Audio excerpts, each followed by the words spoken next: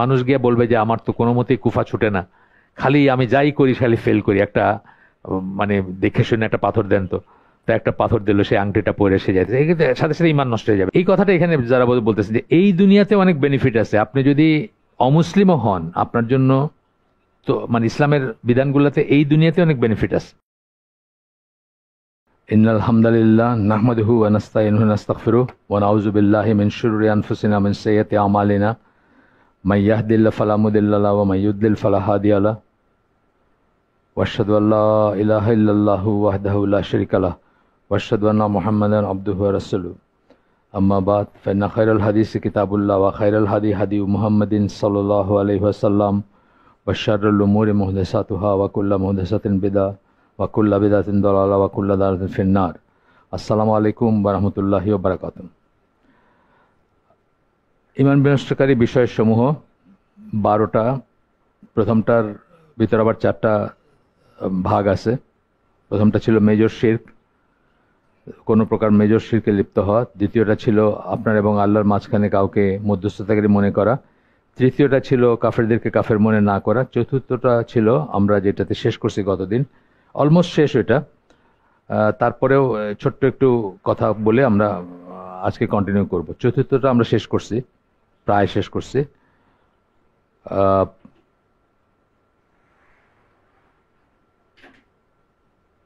শেষ যে আয়াতটা পড়ছিলাম আমরা সেটা ছিল সূরা নিসার 60 নম্বর আয়াত, যেখানে আল্লাহ বলতেছে তুমি কি তাদেরকে দেখছো যারা ক্লেম করে যে তারা বিশ্বাস করে যা তোমার কাছে পাঠানো হয়েছে সেটাতে, এবং তোমার আগেই যা পাঠানো হয়েছে সেটাতেও বিশ্বাস করে, অর্থাৎ ওয়াহিতে বিশ্বাস করে, আসমানি কিতাবে বিশ্বাস করে, আল্লাহর বিধিবিধান যেগুলা রাসূলের কাছে পাঠানো হয়েছে বা তার আগে সেগুলোতে বিশ্বাস করে, অথচ তারা বিচারের জন্য ফলস জাজেস, মানে যে সমস্ত বিচারক মিথ্যা বিচারক, যে সমস্ত বিচারকের কোনো অথরিটি নাই বিচার করার, তাদের কাছে যেতে চায়। অথচ তাদেরকে বলা হয়েছে সকল মিথ্যা বিচারক, মিথ্যা বিচার আচারকে রিজেক্ট করার জন্য। কিন্তু শয়তান তাদেরকে চায় যে তারা যেন পথভ্রষ্ট হয়, সেই জন্য তারা সেটাকেই প্রেফার করে। যেটার উদাহরণ হিসাবে আমরা বলছিলাম যে ওয়েস্টার্ন ওয়ার্ল্ডে যখন কোনো মুসলিম দম্পতির ভিতরে ডিসপিউট হয়, এবং আমাদের দেশেও, তারা তখন সেটেলমেন্টের জন্য কোর্টে যায়, যে কোর্টটা ওয়েস্টার্ন ল দ্বারা পরিচালিত। তো তখন কি হয়, তাদের সম্পত্তি যাই থাকুক সব 2 ভাগে ভাগ করে অর্ধেক দিয়ে দিল ওয়াইফরে, অথবা ভদ্রলোককে বাসা থেকে বাইর করে দিল, এটাই করে আর কি। তো এই আয়াতটাতে তাদের কথাই বলা হচ্ছে যে তারা ফলস জাজ, যাদের আসলে জাজ করার, বিচার করার রাইট আল্লাহ দেন নাই, তাদের কাছে যায় শয়তান, তাদের কাছে তাকে পথভ্রষ্ট করার জন্য সেটাকে সুন্দর করে দেখায় বা সেটাকেই মানে ঠিক মনে করায়, ইত্যাদি ইত্যাদি। এরপরে একটা প্যারাগ্রাফ উনি বলছেন, এই প্যারাগ্রাফটা খুব ইম্পর্টেন্ট, এটা পড়ে আমরা নেক্সট পয়েন্টটাতে যাব। উনি বলছেন যে আমরা আমাদের সকলের ভিতরে তাকায় দেখা উচিত যে জীবনের প্রত্যেকটা ক্ষেত্রে আমরা ইসলামকে অ্যাকসেপ্ট করি কিনা, গ্রহণ করি কিনা, মানি কিনা, সঠিক মনে করি কিনা, বিচারক মনে করি কিনা। বিচারক বলতে মানে ইসলামের অনুযায়ী বিচার হবে, ফয়সালা হবে, ঠিক বেঠিকের ক্রাইটেরিয়া ইসলাম থেকে নেই কিনা, নাকি অন্য কোথা থেকে নেই। তো এইখানে এসে উনি খুব সুন্দর বলছেন, weather it be marital life, business life, social life, political life and so fourth, প্রত্যেকটা ক্ষেত্রে in all of these areas we should all make certain that we are accepting, believing and applying. Accepting একটা গ্রহণ করা, believing বিশ্বাস করতেছি যে এটাই ঠিক, এবং applying সেটাকেই করতেছি, মানে প্রয়োগ করতেছি, what the Quran and Sunnah state। এটা আসলে আমাদের সবাই, আমরা যারা ইভেন এই কমিউনিটিতেও যারা আছি, আমরা কি রিয়েলি এটা বিশ্বাস করি কিনা, চাই কিনা, বা এটাই আমাদের ভিতরে আছে কিনা, নাকি শরিয়ার কথা শুনলে আমাদের গা ছমছম করে, যে আমাদের ইন্টারনেটে যা কিছু আমরা দেখি, আমাদের ফেসবুক, আমাদের ইনস্টাগ্রাম বন্ধ হয়ে যাবে, এইটার জন্য একটা ভয়ঙ্কর একটা চিত্র মাথায় আসে কিনা, সেটা চিন্তা করে দেখা উচিত আর কি।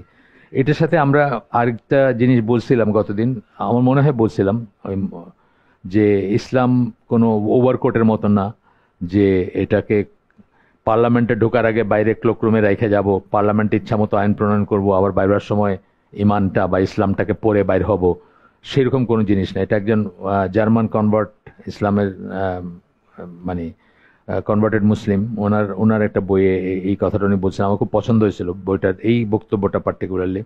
বইতে ফ্ল আছে, কিন্তু এই বক্তব্যটা খুব সুন্দর বলছিলেন উনি। আচ্ছা, যাই হোক, 4 নাম্বারটা আমরা তাহলে শেষ করলাম, আগেই শেষ করছি, আর একটু জাস্ট রিক্যাপ যেটাকে বলে সেটা করলাম।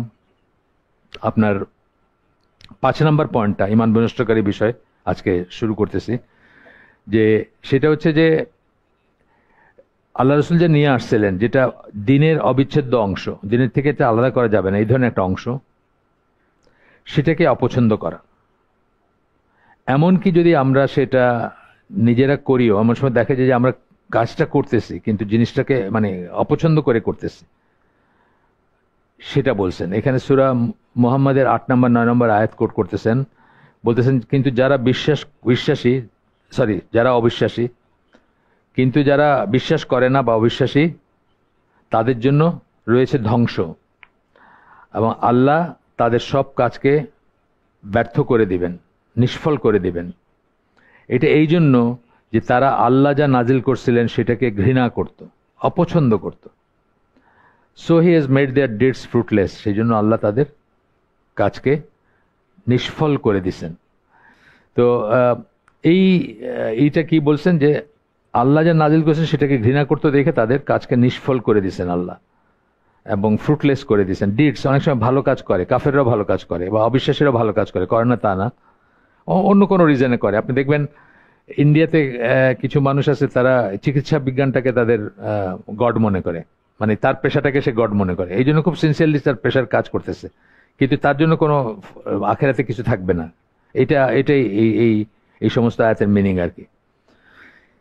তো এখানে ক্লাসিক এক্সাম্পল আমি দিছিলাম, যে কেউ ধরেন একজন কোটিপতির ছেলে, একমাত্র ছেলে, সে নামাজ পড়ে না। বাপ তাকে বলছেন যে তুমি যদি নামাজ না পড়ো আমি তোমাকে ত্যায্য ঘোষণা করব এবং সমস্ত সম্পদ অন্য কাউকে দিয়ে চলে যাব, দান করব।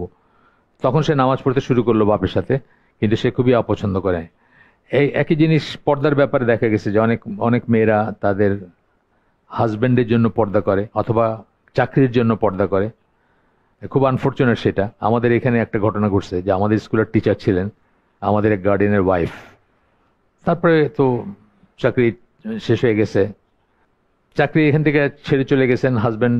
তো পরে শুনলাম যে ওদের ডিভোর্স হয়ে গেছে এবং মহিলা জাস্ট আগের যে ফর্মে ছিলেন সেই ফর্মে ঘুরে বেড়াইতেছেন, ওনার হাজব্যান্ড আমাকে বলছেন আর কি। এইটা একটা উদাহরণ, যে উনি হয়তো চাকরির জন্য বা হাজব্যান্ডের জন্য বাধ্য হয়ে পর্দা করছেন।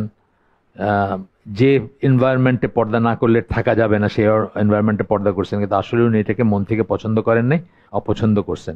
এই দুটো এক্সাম্পল দিলাম, দুই ধরনের আর কি। আর এই প্রসঙ্গে আচ্ছা, সূরা মুহাম্মাদের 8-9 নম্বর পড়লাম, আরেকটা আয়াত আছে সেটাও পড়ি, 28 নম্বর আয়াত। সেখানে বলতেছেন আল্লাহ যে কোন একটা মানে কোন একটা এর আগের আয়াতে বা এর আগে অন্য কোন একটা প্রসঙ্গ থেকে বলতেছেন, this is because they followed that which angered Allah. তারা ওই সমস্ত জিনিস অনুসরণ করতো যেটা আল্লাহকে রাগান্বিত করতো, and hated that which pleased him, এবং সেই সমস্ত জিনিসকে ঘৃণা করতো যেটা আল্লাহকে সন্তুষ্ট করে। আল্লাহকে কি সন্তুষ্ট করে? এবাদতের কাজগুলা, ধরেন ফরজ কাজগুলা সবচেয়ে পছন্দনীয় আল্লাহর কাছে কি? আমরা যে ফরজ কাজগুলো যেগুলো আল্লাহ আমাদের জন্য ফরজ করছেন সেটা আল্লাহর কাছে সবচেয়ে পছন্দনীয় কাজ। দেন কি নফল কাজগুলা বা সুন্নাহ কাজগুলা, যেগুলা রিকমেন্ডেড বা সুপার নিউমারারি, বেশি অতিরিক্ত করবেন আপনি, সেগুলো আল্লাহর পছন্দনীয় কাজ। তো সেগুলা তারা অপছন্দ করত, এবং আল্লাহকে যা রাগান্বিত করতো, রাগান্বিত কি করতো? যা কিছু আল্লাহ নিষেধ করছেন সেটা করা মানে আল্লাহকে রাগান্বিত করা বা আল্লাহর বিরুদ্ধাচরণ করা, সেইগুলা তারা অনুসরণ করত, সেই কাজগুলো করতো। আমাদের সমাজে যে চারিদিকে তাকায় দেখেন, আমরা কিন্তু বেশিরভাগ সেই কাজগুলোই করি, আল্লাহকে রাগান্বিত করে কাজগুলোই করি। এবং 1% মানুষ নাকি জামাতে সালাত আদায় করে, আর 3% জামাত না হইলেও 5 ওয়াক্ত সালাত পড়ে আউট অফ 90% মানুষ আমাদের দেশে মুসলমান। বাকিদের অবস্থা তো সেটাই, যে যেটা আল্লাহ পছন্দ করেন সেটা তারা অপছন্দ করে, যা আল্লাহকে রাগান্বিত করে সেটা তারা করে। আচ্ছা, তো এই দুইটা আয়াত কোট করছেন। তো এখানে আমি একটা উদাহরণ দিয়েছিলাম, এটা বিদেশি একজন স্কলারের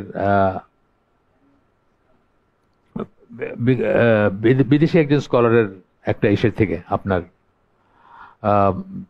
বিদেশি একজন স্কলারের একটা লেখার থেকে একটা উদাহরণ দেই আমি, সেটা উনি বলছেন যে মক্কার মদিনার মুশরিক বা কাফের বা মুনাফিকরা এটা নাকি জিজ্ঞেস করতো যে আহ, তোমরাও ভালো কাজ করবে, আমরাও ভালো কাজ করব, তোমাদেরটা কিয়ামতের দিন মিজানে ওয়েট বিয়ার করবে, আমাদেরটা নাকি কোনো ওজন থাকবে না, এটা কি করে সম্ভব, আমরা তো ভালো কাজ করতেছি। তখন মানে ওই স্কলার এটা করতেছেন, এক্সপ্লেন করতেছেন এইভাবে যে জি বলে একটা জিনিস আছে, যারা ফিজিক্সে পড়াশোনা করছেন, 9-10-এর ফিজিক্স ছিল, জি বলে একটা জিনিস আছে, এক্সিলারেশন ডিউ টু গ্র্যাভিটি। ওইটা দিয়ে আমাদের ভর যেটা, সেটাকে গুণ করলে আমাদের ওজন হয়। যেমন এই দুনিয়া যার ওজন 60 কেজি ওয়েট, সে যদি চাঁদে যায় সে ফিল করবে তার ওজন 10 কেজি ওয়েট, কারণ চাঁদের গ্র্যাভিটি হচ্ছে 1/6। এবং সে যদি মহাশূন্যে যায় সে জিরো ফিল করবে, কারণ ওইখানে কোনো গ্র্যাভিটি নাই, জিটা জিরো, ওই জন্য ওইখানে সে কোনো ওজন ফিল করবে না, সে ওইখানে চাইলে ডিগবাজি খেতে পারবে শূন্যের উপরে। তো এইটা দিয়ে উনি উদাহরণ দিচ্ছেন যে কোনো জিনিসের ওজন বোধ করতে হইলে সেটাকে জি দিয়ে গুণ করতে হবে, এবং জি যত বেশি হবে ওজনটা যত বেশি ফিল করবে, সিম্পল কথা। তো এখানে বলতেছেন যে আমাদের কাজগুলা, সৎ কাজ যেগুলো আমরা দুনিয়াতে সৎ কাজ বলে মনে করি বা করি, সেগুলাকে গুণ করতে হবে ইমান ফ্যাক্টর দিয়ে। যার ইমান যত সলিড তারটা মিজানে তত বেশি ওয়েট হবে। কাফেরদের ইমান যেহেতু জিরো, সুতরাং জিরো দিয়ে গুণ হলে ওটা জিরো হয়ে যাবে আর কি। এটা উনি উদাহরণ দিয়ে সুন্দর, আমার মনে আছে, ওনার নামটা আমার মনে নেই, মুসলিম কিন্তু বাইরে থাকেন। আচ্ছা, এরপরে বলতেছেন যে ফেথ ইমপ্লাইজ, ইমান যখন বলি আমরা আছে, আমাদের ইমান আছে, তখন এটা বোঝায় that one believes that all of this message from Islam has come from Allah. সে বিশ্বাস করে যে সকল বাণী আল্লাহর কাছ থেকে আসছে। When Allah orders a Muslim to do something, it means that that act is pleasing to Allah. আল্লাহ যখন কিছু আদেশ করে, যেটা আমি বললাম আর কি একটু আগে, যখন আদেশ করতেছেন কোনো মুসলিমকে কিছু করতে, বুঝতে হবে যে সেই কাজটা সেই মুসলিমের পছন্দনীয় কাজ, আল্লাহর পছন্দনীয় কাজ, মাফ করবেন। It pleases Allah, if it pleases Allah, যদি সেটা তাই হয় যে আল্লাহকে এটা সন্তুষ্ট করে, then it should also please the Muslim, সেটা মুসলিমকেও সন্তুষ্ট করা উচিত, মুসলিমেরও খুশি হওয়া উচিত, তারও ভালো লাগার ব্যাপার হওয়া উচিত।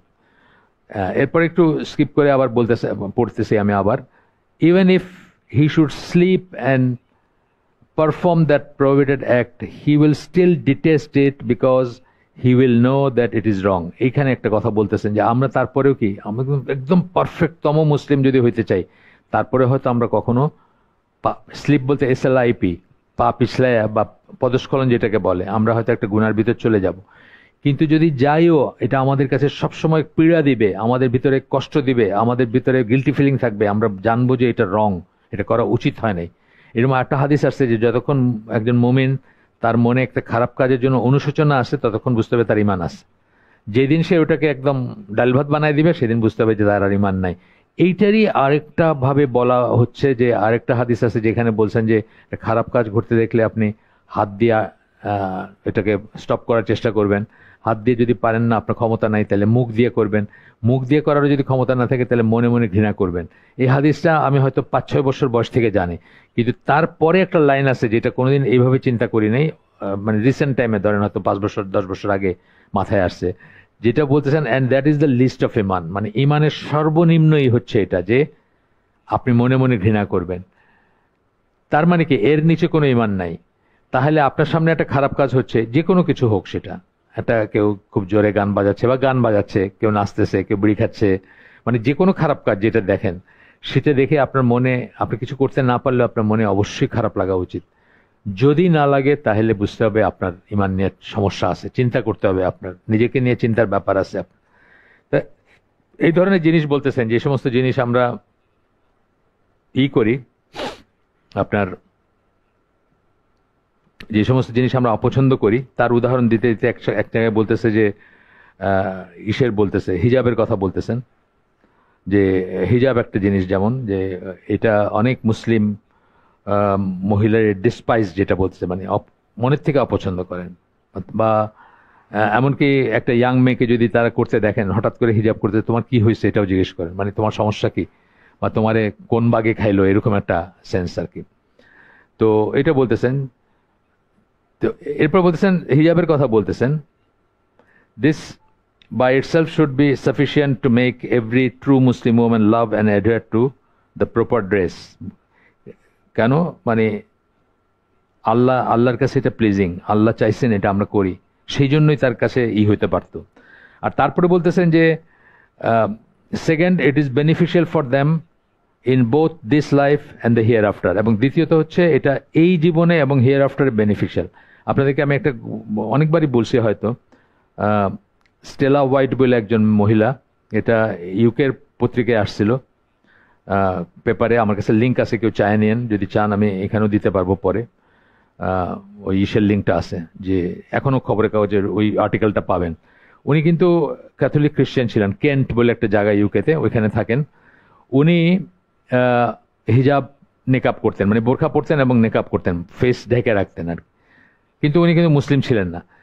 এই কথাটা এখানে যারা বলতেছে যে এই দুনিয়াতে অনেক বেনিফিট আছে, আপনি যদি অমুসলিমও হন আপনার জন্য, তো মানে ইসলামের বিধানগুলোতে এই দুনিয়াতে অনেক বেনিফিট আছে, প্র্যাগম্যাটিক বেনিফিট, যেটা মানে প্র্যাকটিক্যাল বেনিফিট, আপনি হয়তো বিশ্বাস করেন না, তারপরেও এটা এই মহিলা বলছেন। এবং নিউজিল্যান্ডের একজন কনভার্টেড মুসলিমার একটা ইন্টারভিউ দেখছিলাম, উনি বলছেন যে ইসলামে আল্লাহ বিশ্বাস না করলে, রাসূলে বিশ্বাস না করলেও প্র্যাকটিক্যাল রিজনসে ইসলামের বিধিবিধানগুলো মানুষ মানা উচিত। মানুষ যদি একটু জানতো, একটু খেয়াল করতো, তাহলে তারা মানতো।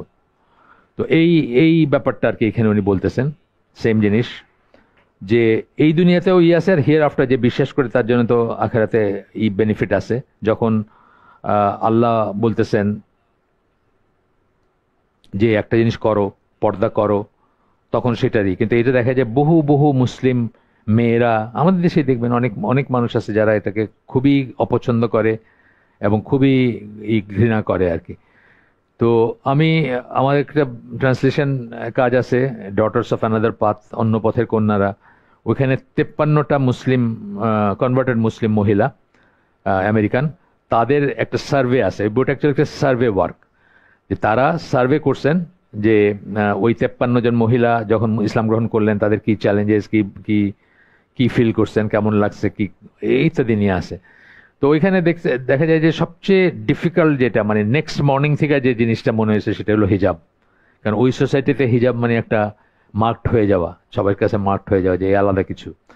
আরেকটা হচ্ছে রোজা, মানে ওনারা কল্পনাই করতে পারে না যে সারাদিন কিভাবে না খায় থাকে।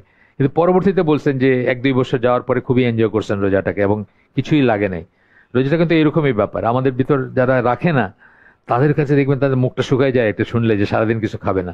কিন্তু যারা রাখে তাদের দেখবেন যে সমস্ত কাজ করে যাইতেছে, কোনো সমস্যা নাই তাদের, ইভেন যুদ্ধ পর্যন্ত করতে রেডি হইতেছে, যে কোনো সমস্যা নাই রোজায়। যাই হোক, এটা গেল।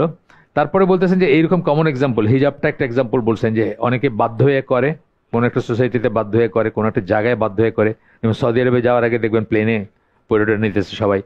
তারপরে আমি ইরানে একবার একটা চাকরি করতে গেলাম, যদিও ইরানের ব্যাপারটা আলাদা, ওইটা আমি কাফের পয়েন্ট অফ ভিউ থেকে বলতেছি। বোম্বে থেকে ফ্ল্যাট ছিল, এই যে লিপস্টিক টিপস্টিক মাখা মহিলা উঠছে, একদম উগ্র সাজ, ঠিক তেহরানের ধরেন 1 ঘন্টা আধা ঘন্টা আগে একটা বোরখা টোরখা পইরা শেষ আর কি। মানে এইটা আর কি, যে অপছন্দ করেও মুসলিমও কেউ এরকম করতে পারে, যে অপছন্দ করে কিন্তু সে বাধ্য হয়ে একটা সোসাইটিতে পর্দা করতেছে। আমার ফ্রেন্ডের চাচি ছিলেন খুব ফার্স্ট লেনে ঢাকাইয়া, তো ওনার শ্বশুর বাড়ি হলো কক্সবাজারে। তো কক্সবাজারের শাশুড়ির সাথে যখন উনি এমনি স্লিভলেস পরে ঘুরতেন, যখন কক্সবাজারের শাশুড়ির সাথে দেখা করতে যাইতেন তখন পুরা একদম মানে বোরখা উইথ ওই মুখের ঢাকনে ঢুকনে নিয়ে যাইতেন আর। এইটা হচ্ছে সেটার উদাহরণ আর, যে আপনি অ্যাকচুয়ালি করেনও যদি, তখন একসময় করতেছেন না, ওই মহিলাকে তো একসময় পর্দা করতেছেন কিন্তু মনে মনে ঘৃণা করতেছেন, ওনার জন্য উনি হয়তো ইসলাম থেকে বাইর হয়ে গেছেন আর কি, বাইর হয়ে যাবেন।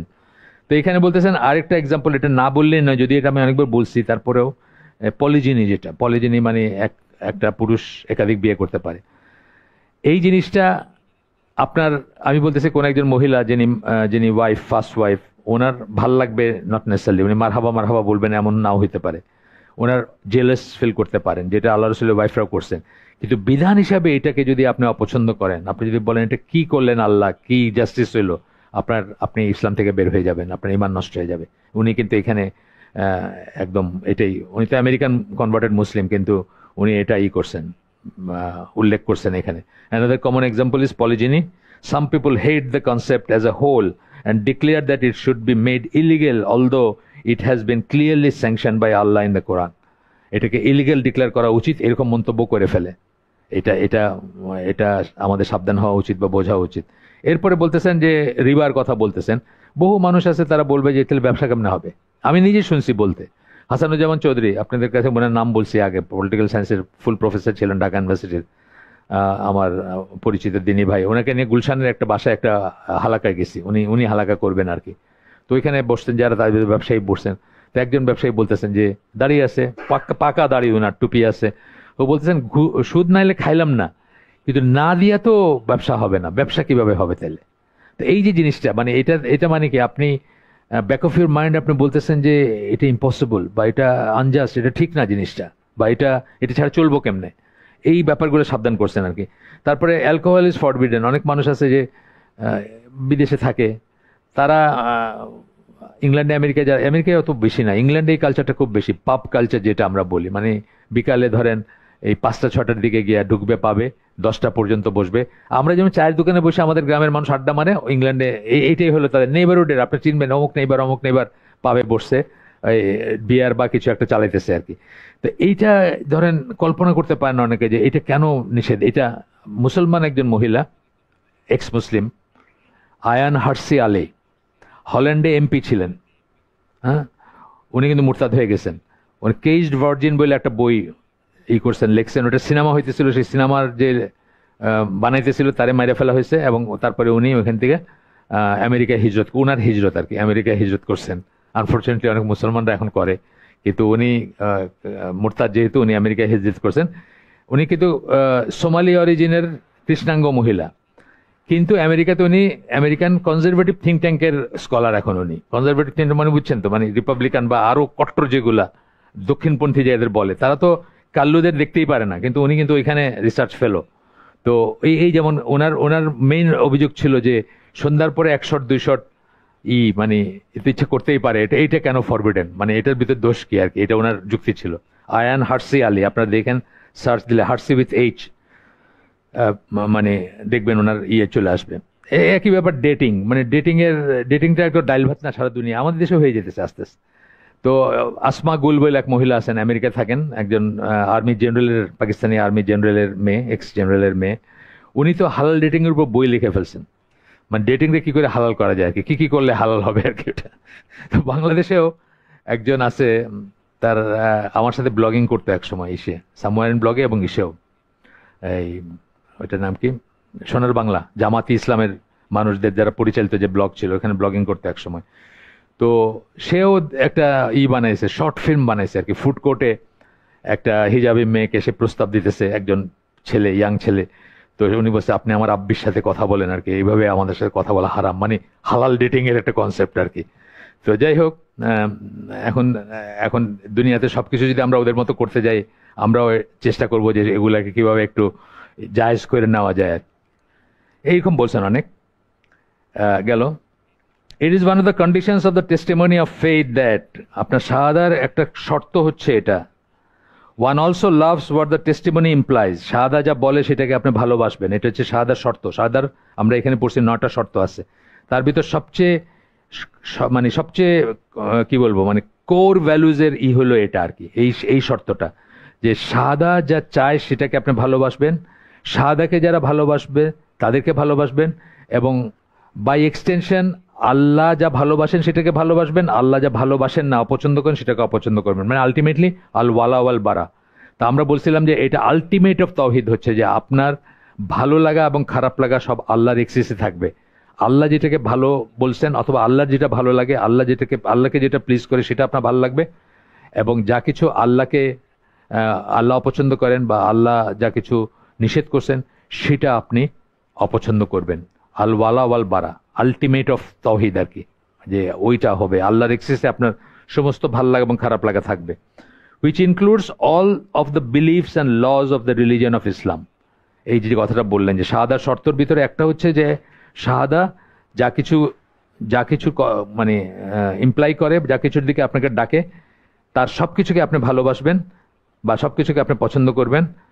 All of the beliefs and lodge of the religion of Islam, beliefs বিশ্বাস বললেন একটা, লজ নিয়ম কানুন, হ্যাঁ, নিয়ম কানুন ফিক বা আইন, ইসলামী আইন বলেন, ডুজ অ্যান্ড ডু নটস যেগুলো আছে সেগুলোকে আপনি ভালোবাসবেন। গেল, তাহলে আমরা 5 নম্বরটা শেষ করলাম। 6 নম্বরটাতে আমরা আসলাম যে ইসলামের কোনো অবিচ্ছেদ্য অংশ, মানে ইসলামের যেটা অংশ, ইসলামের বাইরে, ধরেন ফর এক্সাম্পল আপনি এখন একটা উদ্ভট একটা জামা পরে রাস্তায় হাঁটলেন, কেউ আপনাকে হাসি ঠাট্টা করলো, এটা ইসলামের জন্য করে নাই, এটা আপনার উদ্ভট জামা পরছেন দেখা করছে।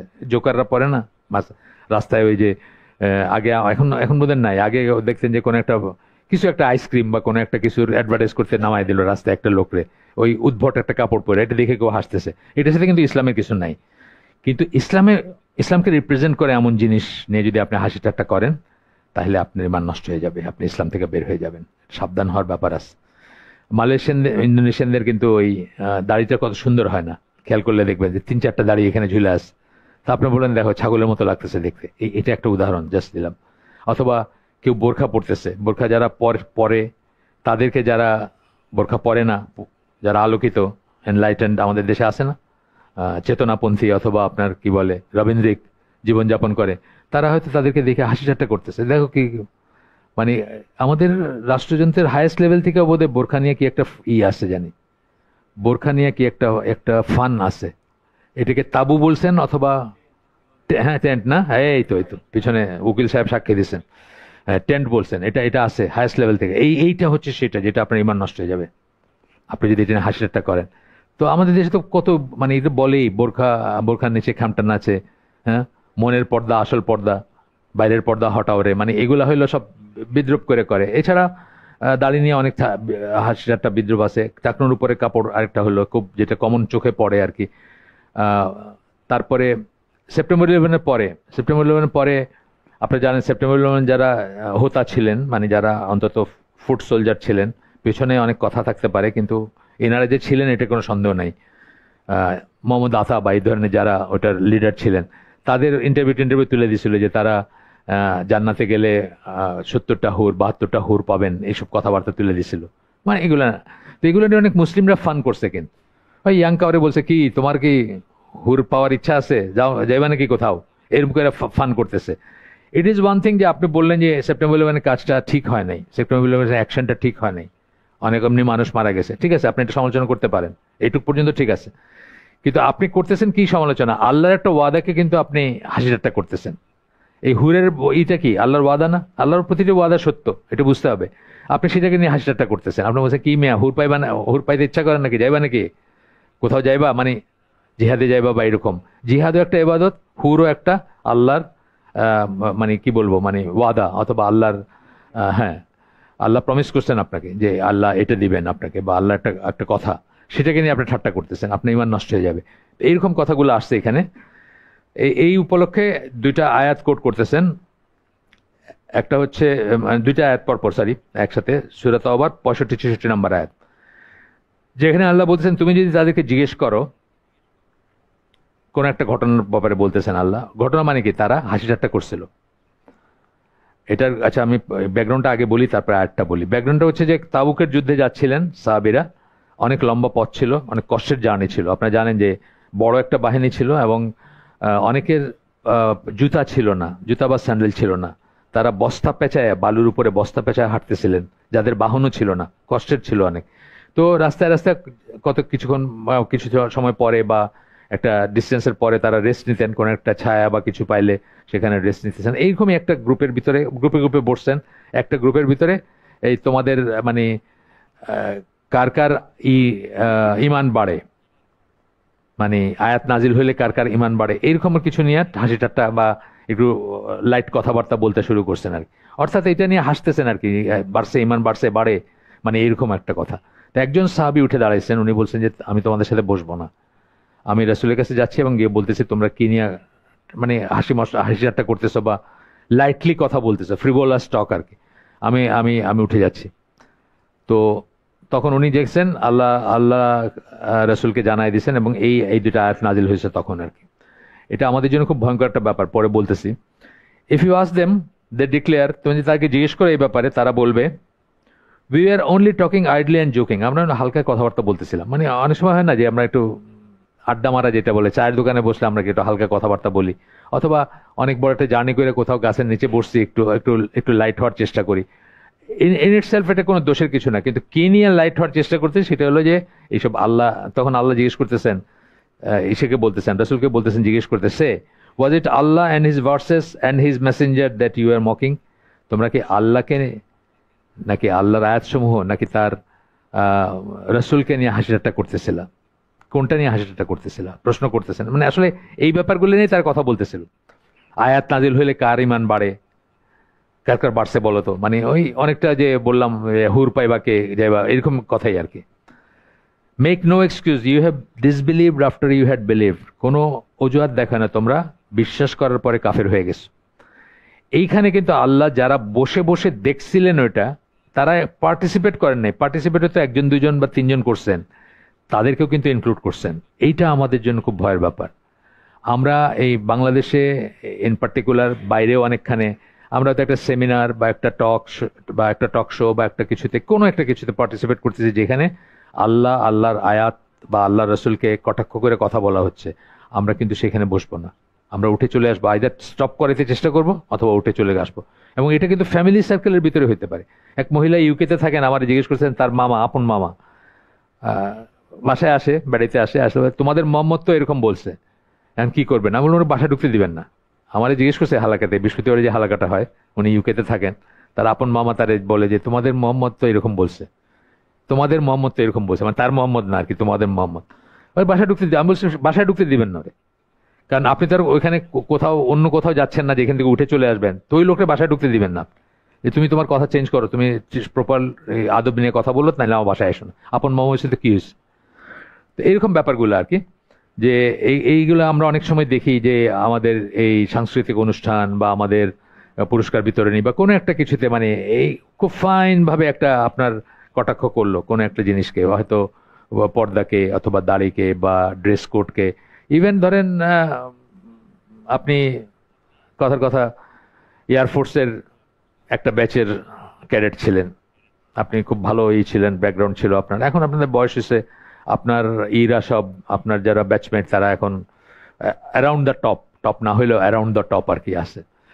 এরকম কোন একটা গেট টুগেদারে আপনার দাওয়াত দিছে, আপনি টাকনুর উপরে কাপড় পরে একটা তোপ পরে গেছেন, সবাই আপনার দিকে তাকাইতেই পারে বাজেভাবে, আপনাকে নিয়ে হাসিটা করতেই পারে বা করতে পারে। এরকম এরকম সিচুয়েশন আছে না, মানে কোনো মানে ড্রেসের কোনো সেন্স নাই, কোনো ড্রেস কোড মানে না, এইভাবে চলে আসছে, কোথায় কি করতে হয় জানে না, মানে হাসিটা করতেছে, আপনার নিয়ে ফান করতেছে। এরকম জিনিসগুলো খুব কমন, কিন্তু এই জন্য এইভাবে ব্যাপারে সাবধান থাকবেন। নিজে ওটার পার্ট হবেন না, ওইখানে বসে থাকবেন না, চাইবেন ওটাকে মানে ওটাকে স্টপ করাইতে, আর যদি স্টপ করাইতে না পারেন উঠে চলে আসবেন। আল্লাহ বলতেছেন সূরা নিসার 41 নম্বর আয়াতে যে কিতাবের যে অংশ তোমার কাছে বা তোমাদের কাছে অলরেডি নাজিল করা হয়েছে, আলাইকুম প্লুরাল, তোমাদের কাছে অলরেডি নাজিল করা হয়েছে কিতাবের যে অংশ,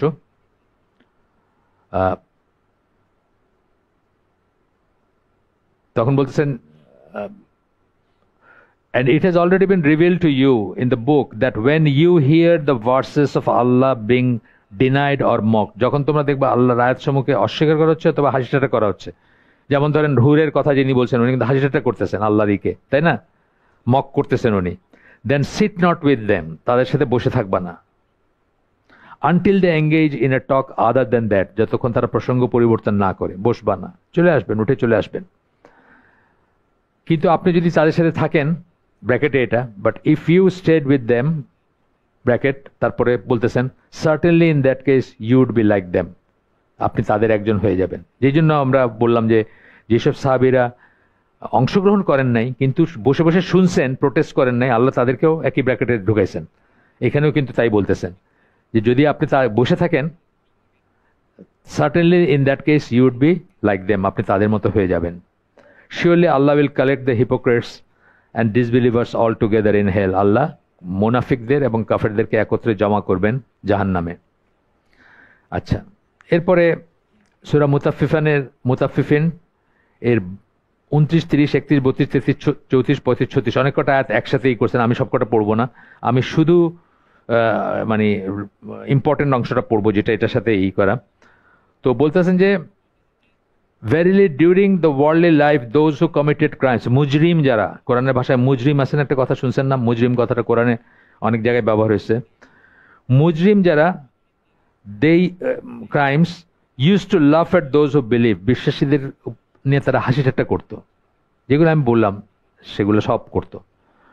মানে অনেক ধরনের হাসিটা আছে আপনার, এগুলা ওই আমেরিকান কিছু শো আছে, কিছু চরম ইসলাম বিদ্বেষী লোকজন আছে না, হ্যানিটি বলে এক লোক আছে না, এসে ফক্স ফক্স নিউজের এই লোক, যেমন একদম ওনার নামটা আমি ভুলে গেলাম, আঞ্জুম কিছু একটা, ইউকেতে থাকেন, একটু একটু একটু আপনার কি বলে চরমপন্থী আছে, ইনক্লাইনেশন আছে ওনার, কি আঞ্জুম জানি, সামথিং আঞ্জুম।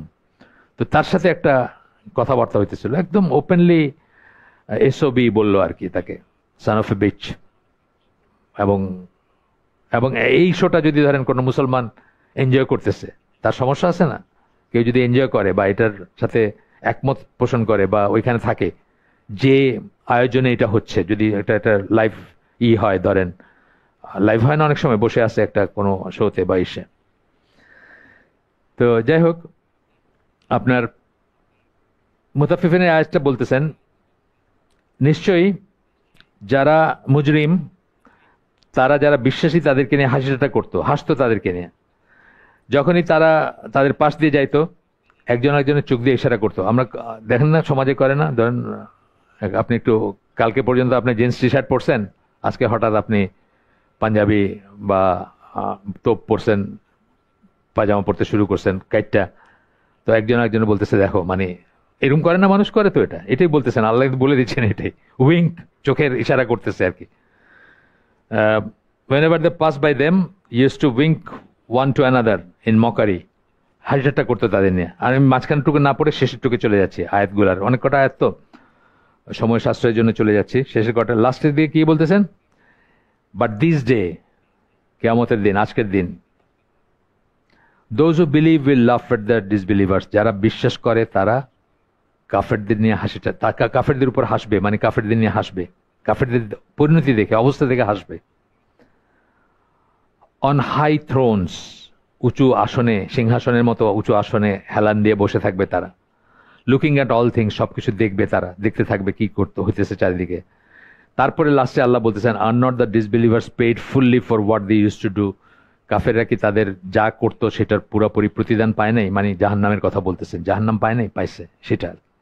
তো এটা আমরা বুঝলাম যে ডিরেক্টলি অথবা ইনডিরেক্টলি ইসলাম বা ইসলামের কোনো কিছু নিয়ে যে মজলিসে, যে সমাবেশে হাসি ঠাট্টা করা হয়, সমালোচনা করা হয়, বিদ্রুপ করা হয়, সেখানে আমরা বসবো না, সেটার অংশ হব না, আমরা সেখান থেকে উঠে চলে আসব। এরপরে 7 নাম্বারটা কি, কারেন্ট গেল নাকি? না, কিসের আওয়াজ এটা? কারো ডিভাইসের আওয়াজ? আচ্ছা, এটা তো মসজিদে তো এত বলার পরে আমরা বন্ধ করতে পারি না। ইসলামী গানের সুর বাইজে উঠবে, রমজানের ওই রোজার শেষে এলো খুশির ঈদ, মনে হয় এটা মানে সেমি জায়েজ আর কি, মানে অ্যাটলিস্ট তো একটা ইসলামী গানের সুর বাজছে। কামাল আতাতুর্ক নাকি মসজিদের ভিতরে পিয়ানো ঢুকাইতে চাইছিলেন। চার্চে পিয়ানো আছে, মসজিদে নাই কেন? কি সমস্যা? মসজিদেও থাকবে। পারেন নাই। অনেক কিছু করতে পারছেন উনি, হিজাব ব্যান করছেন, দাড়ি ব্যান করছেন, কিন্তু এইটা পারেন নাই। তুরস্কের ভাষায় মানে আমরা আলহামদুলিল্লাহ রাব্বিল আলামিন বলি না, তা আপনি বলবেন অনন্ত অসীম প্রেমময় তুমি, বিচার দিনের স্বামী, মানে এইটা দিয়ে আপনি এখন নামাজ পড়বেন, এটাও চেষ্টা করছেন, কিন্তু মিউজিকটা জুত করে ঢুকাইতে পারেন নাই। এখন দেখেন সেই মিউজিক এখন মানে আপনি বয়ে নিয়ে গিয়ে এই করতেছেন আর কি, বাজাইতেছেন ওইখানে, একটু হোক, 1 লাইন হোক, 2 লাইন হোক, বাজতেছে তো। অনেক বলার পরে আমি দেখছি যে এটা বন্ধ করা যায় না। আর মিউজিকের তো কিছু মনে করেন না অনেকে, সেটাও আরেকটা ব্যাপার আছে, মানে সে তো কিছু মনেই করেন না। তো যাই হোক, এইবার একটা হচ্ছে 7 নম্বর তন্ত্র মন্ত্র জাদু টোনা যা কিছু আছে এটার আন্ডারে যা কিছু পড়ে, ব্ল্যাক ম্যাজিক, ঝাড়ফুঁক, মানে যেটা অফকোর্স সুন্না, রুকিয়া সুন্না না, তার বাইরে যেটা ঝাড়ফুঁক, বা আমি বলি যে টিপিক্যালি ঢাকায় দেখেন ওই চানখারপুলের এদিকে আগে ছিল বাটি পড়া, লাঠি পড়া, আয়না পড়া, মানে আপনার কিছু একটা চুরি গেছে, আপনি গিয়ে আয়না পড়া, আপনারা দেখাই দিবে কে চুরি করছে, তারপরে বাটি পড়া, চালান দিবে, বাটি গিয়ে কারো ধরবে, এইসব ছিল এখানে, মানে বেশ অ্যাডভার্টাইজ করে করে হইতো। এখন তো আসলে ওই শেখ হাসিনা বার্ন ইউনিটটা হওয়ার পরে ওই জায়গাগুলো তো আর নাই, ওই তো সব উচ্ছেদ হয়ে গেছে বোধহয়, ওই এখানে বসার জায়গা নাই আর কি, বসবে কোথায়? আর এখানে হয়ে গেছে না, ওই যে হানি ফ্লাইওভারের ব্যাপার স্যাপার, তারা বেচারাদের মানে ব্যবসা গেছে আর কি, কিন্তু এটা ছিল খুব রমরমা ব্যবসা ছিল, লাঠি পড়া, বাটি পড়া, আয়না পড়া, 3টা। তো এই ধরনের জিনিস, তন্ত্র মন্ত্র জাদু টোনা, কাউকে বান মারা কিন্তু রিয়েল, মানে এটা যে আনরিয়েল তা না, রিয়েল, কিন্তু এটা কুফরি জিনিস। বান মারা রিয়েল, এটার জন্য মুসলমান হইতে হয় না। আফ্রিকাতে খুব প্রচলিত ভুডু বলে ওরা, খুব প্রচলিত ব্ল্যাক ম্যাজিক আছে। আপনার একটা হাড্ডি টুকরা নিয়ে কি সব পড়বে, তারপর একটা সুইচ নিয়ে ওইখানে ফুটাবে, ওই যার কথা বলতেছে যারে তার মানে হার্টে ওইটা গিয়ে লাগবে আর কি, এরকম আছে। এবং খুব কমন প্র্যাকটিস আর কি আফ্রিকাতে। আমি ঘানিয়ানদের সাথে সেল করছি, ঘানিয়ানরা আমারে বলছে তাদের ওইখানে খুব খুব কমনলি চলে আর কি এই জিনিসটা, যে যারে পারতেছে করতেছে আর কি। এটা ব্ল্যাক ম্যাজিক আর কি, এটা কিছু মনে করে না তারা। এই সমস্ত জিনিস যে করবে তার তো ইমান থাকবে না, যে করাবে তারও ইমান থাকবে না। করাবে বলতে যে তার কাছে যাবে, সাহায্যের জন্য যাবে। অনেক সময় কিন্তু আমাদের কমন যারা, আমরা কমনার সাধারণ মানুষ যারা, আমাদের যখন একটা সমস্যা হয়, আমরা অনেক সময় স্টার্টলড হয়ে যাই, দিশেহারা হয়ে যাই, কি করব। যেমন সেই দিন সৌদি আরব থেকে এক লোক আমাকে ফোন করছেন, ওনার বোনের জামাই হয় সম্পর্কে, তার মেয়েটা হঠাৎ করে উল্টা পাল্টা বলতে, প্রথম কথা হলো যে অনেকক্ষণ কথা বলে না, যখন কথা বলছে তখন উল্টা পাল্টা কথা বলছে। আমাকে উনি পাঠাইছেন, এই না ভিডিও ঠিক না, অডিও পাঠাইছেন। তা আমি শুনতেছি যে কোন একজনের ডাকছেন হুজুর, সে বোধহয় তাকে মারতেছে বা কিছু একটা করতেছে, সে চিৎকার করতেছে, বলছে যাবি না, বলে হ্যাঁ যাবো যাবো, মানে অন্যরকম একটা ভয়েসটাই চেঞ্জ আর কি, অন্যরকম লাগে শুনলে। আপনি বুঝবেন যে এটা কোনো নর্মাল মানুষের নর্মাল কথাবার্তা না আর কি। এইরকম একটা সিচুয়েশনে যদি আপনি রিয়েলি পড়েন, আপনার হয়তো তখন ওই মানুষ বলে না যে ডুবন্ত মানুষ খড়কুটে ধরে, আপনি তখন সামনে যা পাবেন সেটারতেই যাবেন আর কি, বা সেটার কাছে চলে যাবেন। এই করতে গিয়েও কিন্তু অনেকে কুফরিতে জড়ায় পড়ে, কারণ আপনি যার কাছে যাচ্ছেন সে যেভাবে ট্রিটমেন্টটা করতেছে সেটা কুফরি বেস ট্রিটমেন্ট করতেছে। সে হয়তো করতেছে না, রুকিয়া ওইভাবে করতেছে না, বা যে সুন্নাহ রুকিয়া সেটা করতেছে না। দ্যাট রিমাইন্ডস মি যে আপনারা কতগুলো আমল যদি করেন তাহলে ইনশাআল্লাহ আপনাদের এগুলো দরকারই হবে না। একটা হচ্ছে যে সকাল সন্ধ্যার যে দোয়াগুলো আছে সেগুলা, তারপরে এছাড়াও বাচ্চাদের ব্যাপারে আয়াতুল কুরসি পড়ে তাদের হাতের সে ফু দিয়ে তাদের মাথায় হাত বুলায় দেওয়া, এটা একটা। টয়লেটের দোয়াটা সবসময় বলি, আবারও বলতেছি, আমরা অনেকেই ব্যাক অফ আওয়ার মাইন্ড আছে যে আমরা তো শহরে থাকি, লাইটের ভিতরে থাকি, এখানে টয়লেটে কি সমস্যা হইতে পারে। না, এখানে টয়লেটের সমস্যা হইতে পারে, হইছে আমরা জানি, এবং হইতে পারে। একটা এই যে ওনার নাম হলো মনসুর রাকি, এই যে মানিকগঞ্জে একটা মসজিদের উনি কি বলে খতিব, এবং একটা স্কুল টুলে দিয়েছেন বোধহয়।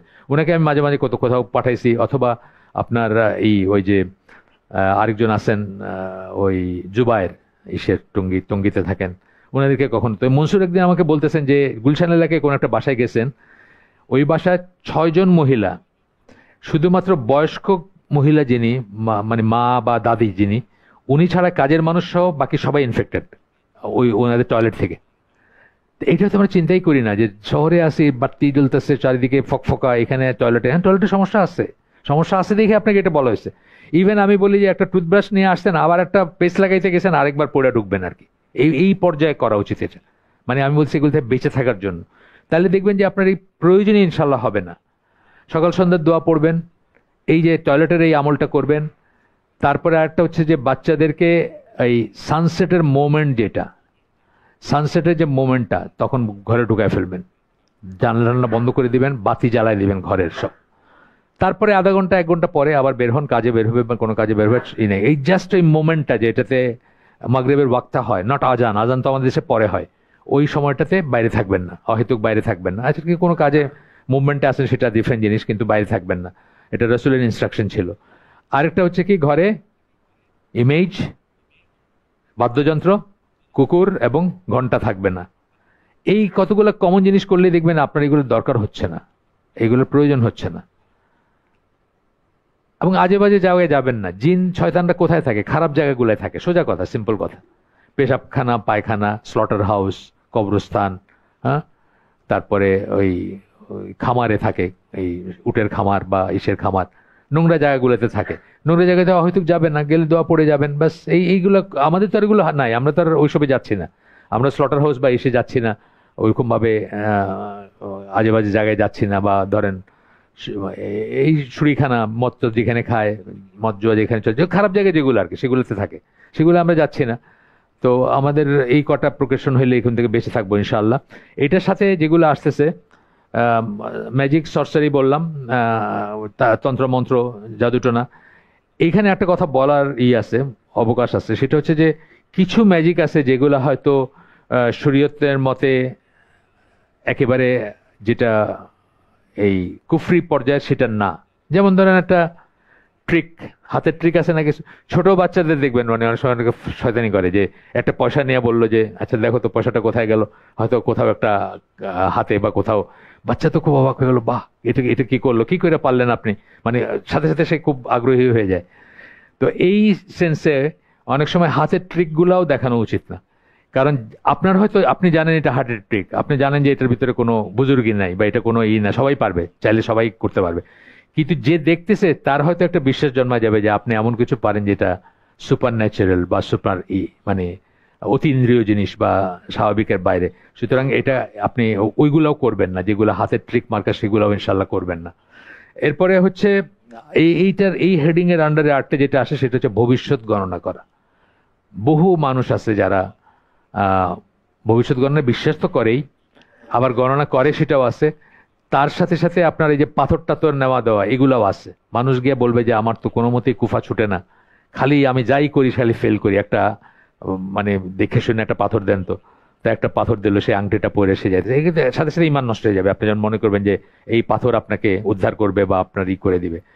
আর এই ধরনের জিনিস আছে আরো, যেমন আজকের দিনটি কেমনে যাবে, আমি আগেও বলছি আবার বলতেছি, অন্য অন্য হালাকায় অন্য প্রসঙ্গে বলছি যে আমাদের পেপারে রাশিফলগুলো ওঠে, বিশেষ করে বৎসরের শেষে, একটা বছর যখন শেষ হচ্ছে একটা বছর শুরু হওয়ার আগে ওইখানে আপনি দেখবেন যে ওই বই বাইর হয়, এক একটা রাশির উপর বই বাইর হয়, আবার সবকটা মিলে একসাথে বাইর হয়, সাপ্লিমেন্ট বাইর হয় কোনো ম্যাগাজিনের, আপনাকে বলে দিচ্ছে এই বছরটা আপনার কেমন যাবে কি যাবে।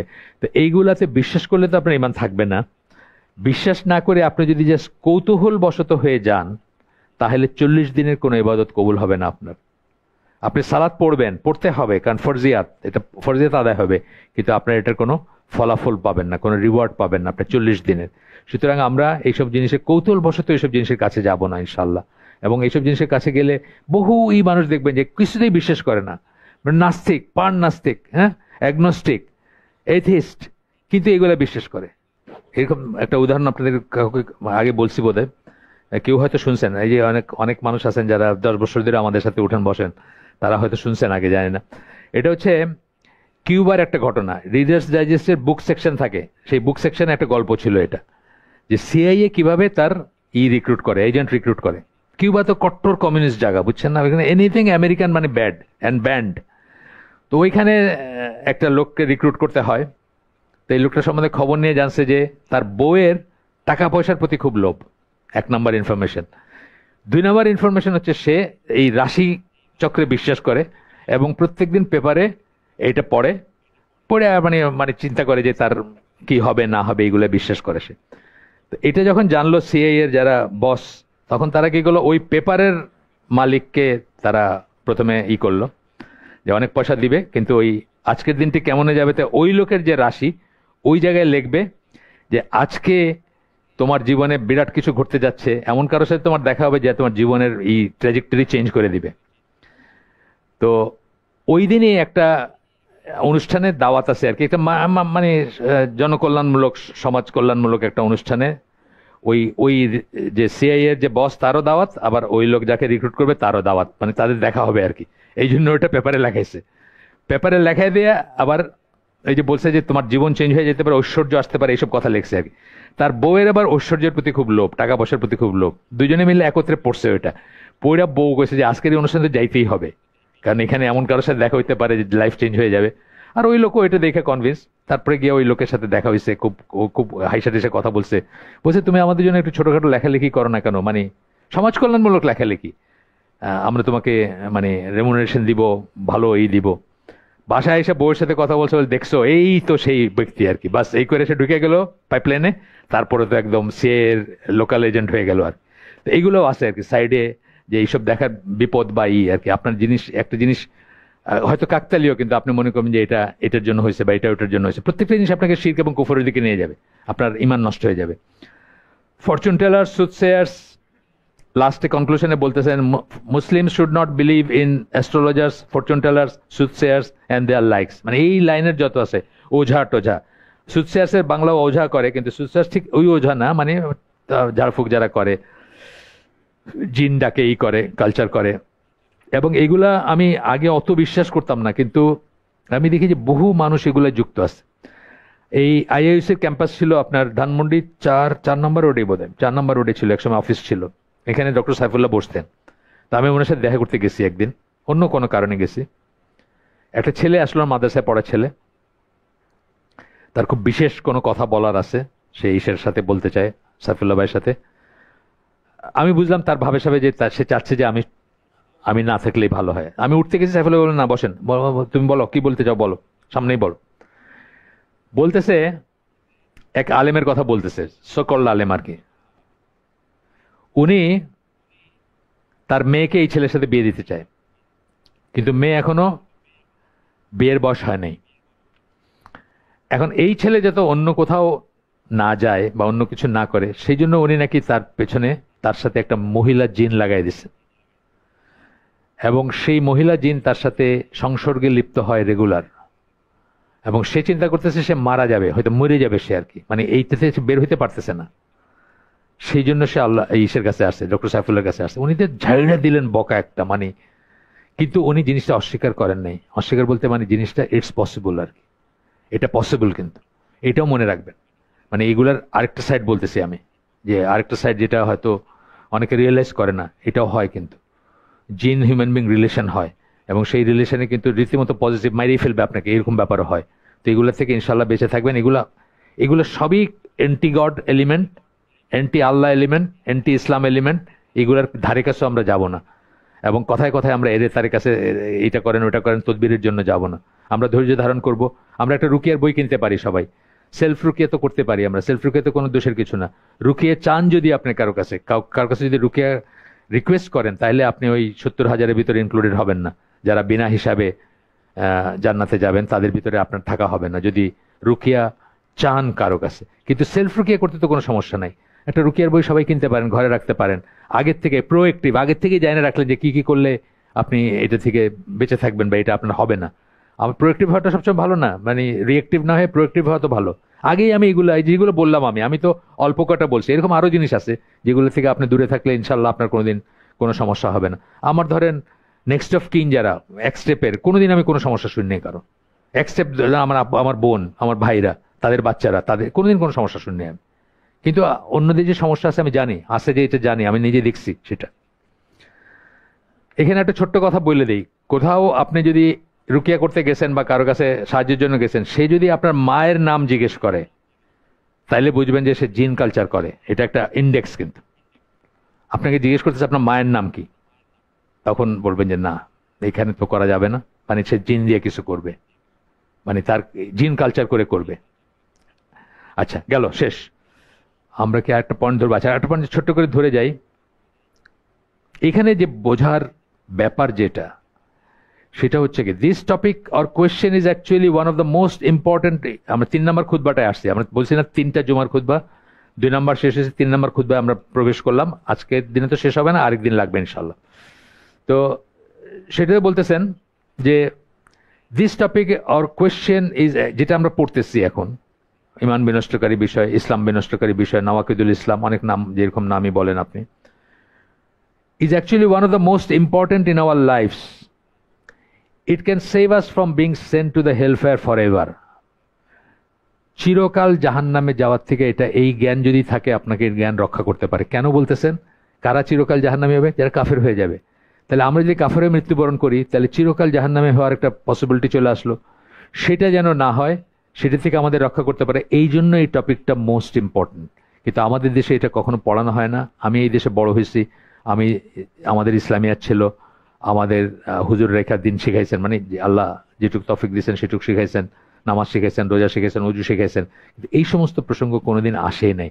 কোনো ওয়াজে বলেন বা কোনো ডিসকাশন হয় না। মিলাদ, আমাদের সময় কিন্তু মিলাদ হইতো, মিলাদে আবার একটা বয়ান হইতো পয়লা দিকে, বয়ান টান করে তারপরে একসময় খাড়ায় ইয়া নবী সালাম আলাইকা শুরু হইতো। তো এই বয়ানগুলোতেও কিন্তু আমি কোনোদিন এই ধরনের কোনো টপিকই শুনি নাই, এইসব টপিক কোনোদিন আসেই নাই। এটা একটা, এবং আল ওয়ালা ওয়াল বারা একটা বলি, এই ভূমিতে আমি কোনোদিন এগুলো আলোচনা শুনি, এখনো শোনা যায় না। কিন্তু এখনো আমাদের এই ধরনের যারা আছে, যারা এই ধারার দিন প্রিচ করেন, তারা ছাড়া অন্য জায়গায় কিন্তু এখনো খুব একটা শুনি না আমি এইসব। আচ্ছা, এরপরে বললেন যে আমরা এই পর্যন্ত কি কি পড়ছি ওটার একটা দিছেন, সামারি দিছেন। আহ, তারপরে বলতেছেন বাকি যেগুলো আছে তার ভিতরে এইটা শুরু করে আমরা আগামী দিনের জন্য রেখে দিব। সেটা হচ্ছে যে is giving of complete support and love to the disbelievers and helping them against the believers. আপনার ভালোবাসা, আপনার সাপোর্ট কাফেরদেরকে দিলেন, তাদের প্রতি আপনার আনুগত্য থাকলো, মুসলমানদের এগেনস্টে তাদের প্রতি আনুগত্য, এবং মুসলমানদের বিরুদ্ধে তাদেরকে আপনি সাহায্য করলেন কোনোভাবে। আফগানিস্তানে করছে না? এই যারা প্লেনে চড়তে গিয়ে মরে গেল, এরা কারা? যারা তাদের দালালি করছে, তাদেরকে সাহায্য করছে, এখন বুঝছে যে এখন তো আর উপায় নাই, প্লেনের উপরে পাখায় ঝুলে গিয়ে পড়ে মরে গেল। সেই শ্রেণীর মানুষরা আসতেছে এখানে। সব দেশে কিন্তু দালাল আছে, দালাল সবসময় থাকেই। আফগানিস্তানে যেমন আছে, ইরাকে ছিল, সিরিয়ায় ছিল, সবখানে কিন্তু কাফেরদের দালাল থাকবে। তারা পথ দেখে নিয়ে গেছে, এই ঘরে মারো, ওই ঘরে মারো, এরকম করছে।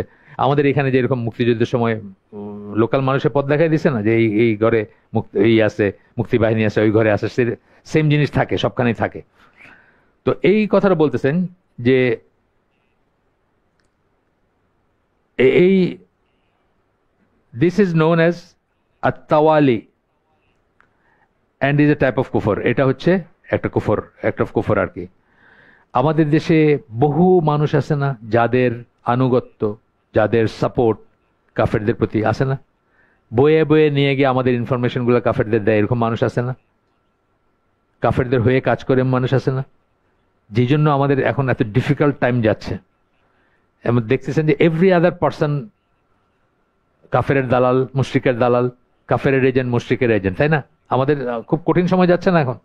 যেদিকে তাকান আপনি দেখবেন যে আরে এও তো দেখি ওইরকম, ও তো দেখি এরকম, এও এরকম। অকল্পনীয় একটা ব্যাপার মুসলমানদের জন্য।